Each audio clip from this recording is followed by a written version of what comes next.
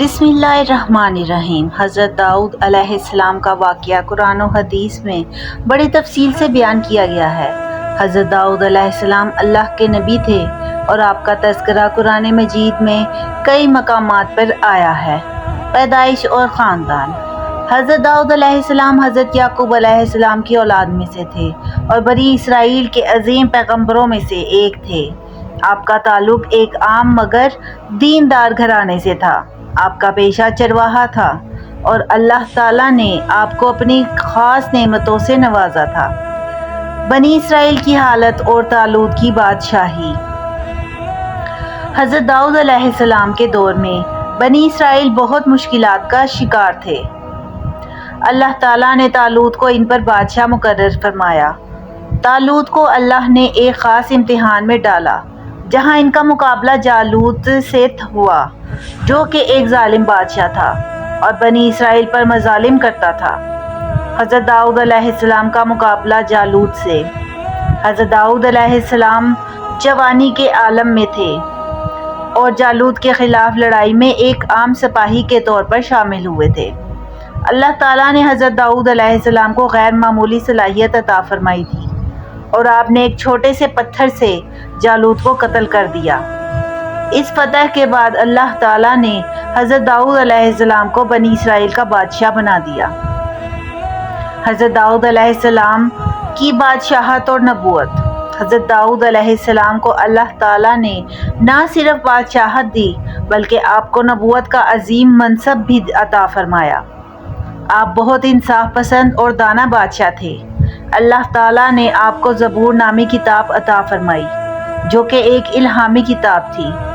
آپ کی خوبصورت آواز کا بھی ذکر آیا ہے کہ جب آپ زبور کی تلاوت کرتے تھے تو پرندے اور پہاڑ آپ کے ساتھ اللہ کی تسبیح کرتے۔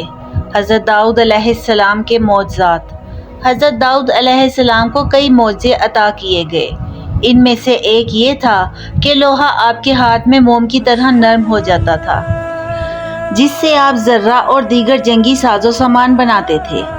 اس کے علاوہ اللہ تعالیٰ نے آپ کو حکمت اور فیصلہ کرنے کی غیر معمولی صلاحیت عطا فرمائی۔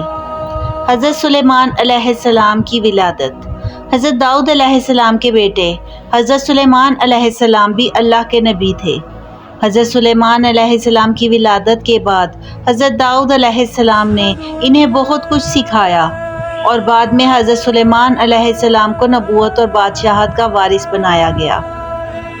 وفات۔ حضرت داؤد علیہ السلام نے تقریباً 70 سال کی عمر پائی اور ان کی وفات کے بعد بنی اسرائیل کی بادشاہت حضرت سلیمان علیہ السلام کو ملی۔ حضرت داؤد علیہ السلام کی زندگی کا یہ واقعہ ہمیں اللہ پر بھروسہ، انصاف اور نیکی کے راستے پر چلنے کی ترغیب دیتا ہے۔ ایسی اور اسلامک ویڈیوز کے لیے میرے چینل کو سبسکرائب کیجیے، فالو، کمنٹ اور لائک ضرور کیا کیجیے۔ حضرت داؤد علیہ السلام کی قوم پر عذاب کا ذکر اسلامی روایات اور قرآن میں ملتا ہے۔ بنی اسرائیل جن میں حضرت داؤد علیہ السلام کی قوم بھی شامل تھی اللہ تعالیٰ کی طرف سے بہت سی نعمتوں سے نوازے گئے تھے، لیکن وقتاً فوقتاً جب وہ اللہ کی نافرمانی کرتے تو ان پر عذاب بھی نازل ہوتا۔ بنی اسرائیل کی نافرمانیاں۔ بنی اسرائیل پر کئی مواقع پر اللہ کے احکامات کی خلاف ورزی کا الزام لگا۔